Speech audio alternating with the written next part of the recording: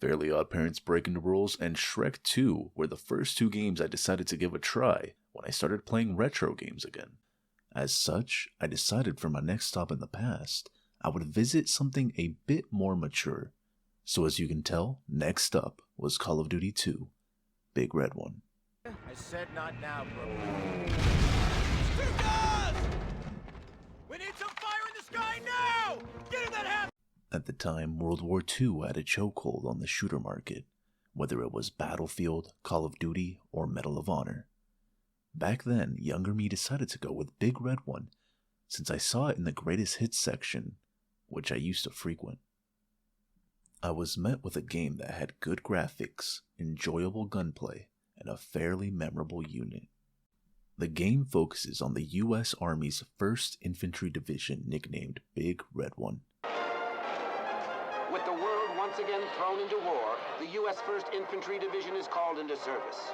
With regiments dating back to the American Revolution, it is the oldest continuously serving division in the United States Army, known as the Big Red One. It covers the division's part in the North African campaign, the invasion of Sicily, the landing on Omaha Beach, and the events of the Siegfried Line.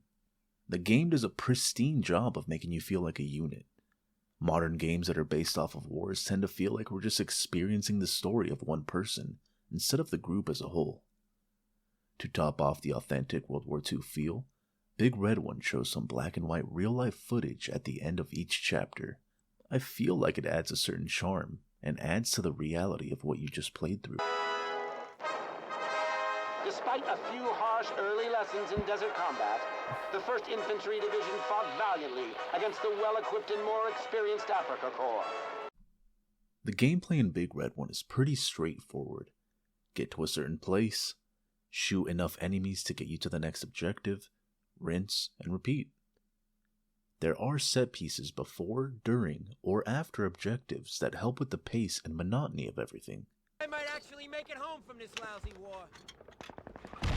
Oh no. Oh no, don't say that. Don't say that. You're gonna die, bro. No. Get up. Brooklyn, no! Ow. Whoa! Yo!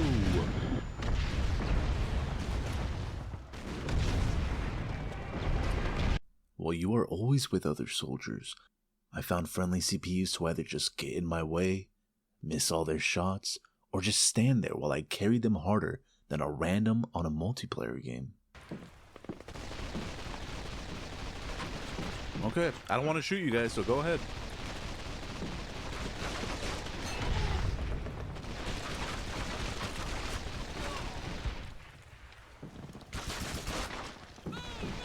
To add on to this, I was not a fan of the spawn system in this game.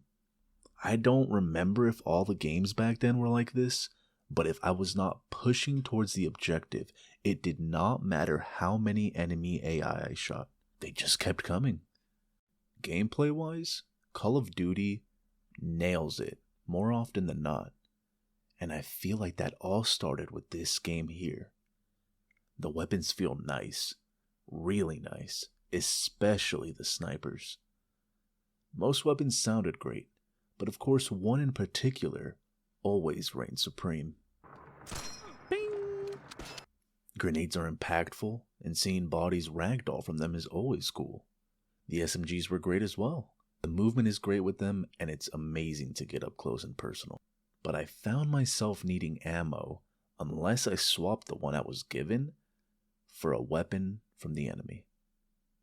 RPGs felt like they were actually useful, especially versus tanks. Speaking of tanks, I had a lot of fun in the missions where I got to drive one. Getting outnumbered and feeling like I had to make every shot count added a welcome anxiety and excitement to an otherwise simple and easy game. Get him! On the other hand, you also get to be up on a plane as a gunner and bomber. And while it was amusing to walk through the plane to get to another gunner spot and the bomber spot, it did feel like this mission dragged on a little too long.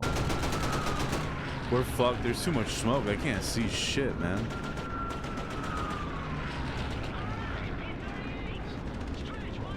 I have two main gripes with this game. One, it felt like enemies took way too many shots before going down, unless I was using a sniper or semi-automatic rifle and shooting them in the head. Two is that there is no health regen. You have to pick up packs to regain health. And while that may seem like it's not too bad, it can be pretty frustrating because the packs are in set places. It ends up feeling like when you see them, you don't really need them, but when you don't see them, you are praying to be able to find some. I need help bad. Wait, what is hitting me?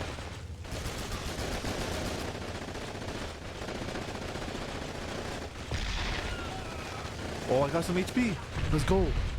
At its core, Big Red One is all about the action. Thrilling set pieces, explosions, and chaotic environments with simple gameplay. Here they come!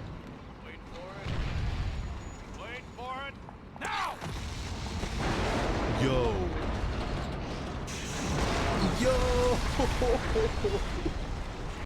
The player can choose to go slow and methodical. Okay. I'm gonna play it a little slow. A little slow. Or go guns blazing, hoping you and your squad can pick off enough enemies and avoid enough bullets to get to where you need to go and update that gold star on your minimap. The open maps are superb with a sniper rifle, sure, but I feel like Big Red One really shines in more closed-off environments where your grenades can cook and automatic rifles are at their best. I believe you don't have to think too much while playing this game, and if you ask me, who wants to be thinking too much while shooting Nazis? From the early battles in the deserts of North Africa to the rolling hillsides of Sicily and into the darkest days of occupied France, the members of the Big Red One had been ordinary soldiers tasked with truly extraordinary deeds. To end things off, I would definitely recommend this game to fans of Call of Duty who want to experience a game that came out during the golden age of World War II shooters. Compared to newer Call of Duty titles, I found Big Red One provides a more personal and grounded story. You'll witness the war through the eyes of the 1st Infantry Division, offering something more real and to the point. With all that being said, in my humble opinion, Big Red One is worth your time, even almost 20 years after its release. And while this wasn't the game that really began Call of Duty's legendary run, it wouldn't be long before we got the game that did.